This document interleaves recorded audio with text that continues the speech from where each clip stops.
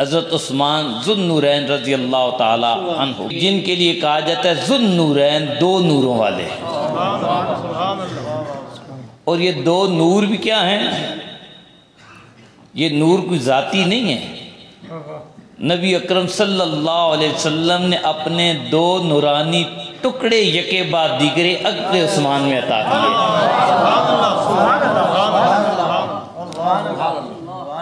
رسول اللہ صلی اللہ علیہ وسلم کی دو پیاری لاڈلی شہزادیاں جس شخصیت کے حق میں یکے بعد دیگرے گئی ہیں، تھوڑا ہی شان ہے۔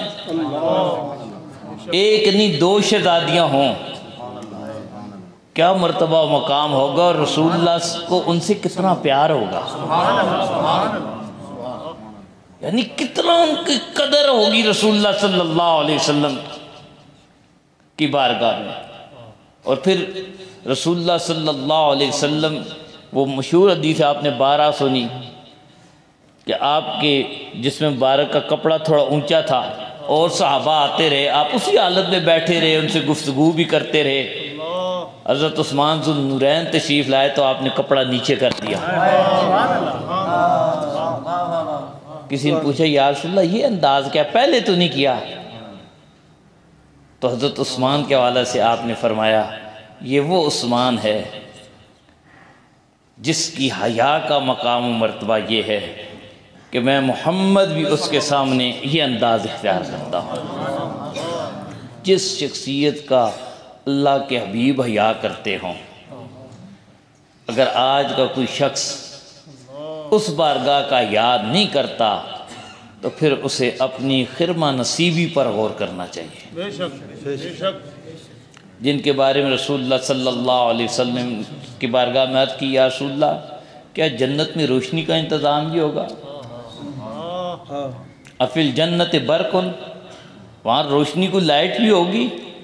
رسول اللہ صلی اللہ علیہ وسلم نے فرمایا ان عثمان لا يتحول فتبرق له الجنہ، جس دن میرا عثمان جنت میں جائے گا نا تو جنت بھی نورانی ہو جائے گی۔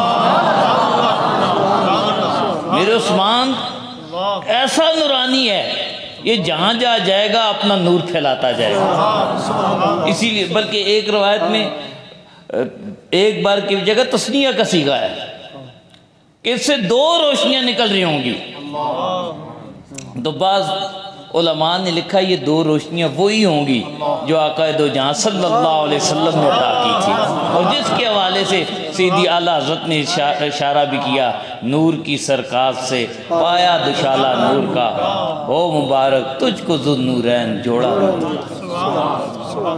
وہ نورانی عثمان جس کا لباس ہی نورانی ہو، اللہ نے انہیں کتنا مقام و درجہ عطا فرمایا ہوگا۔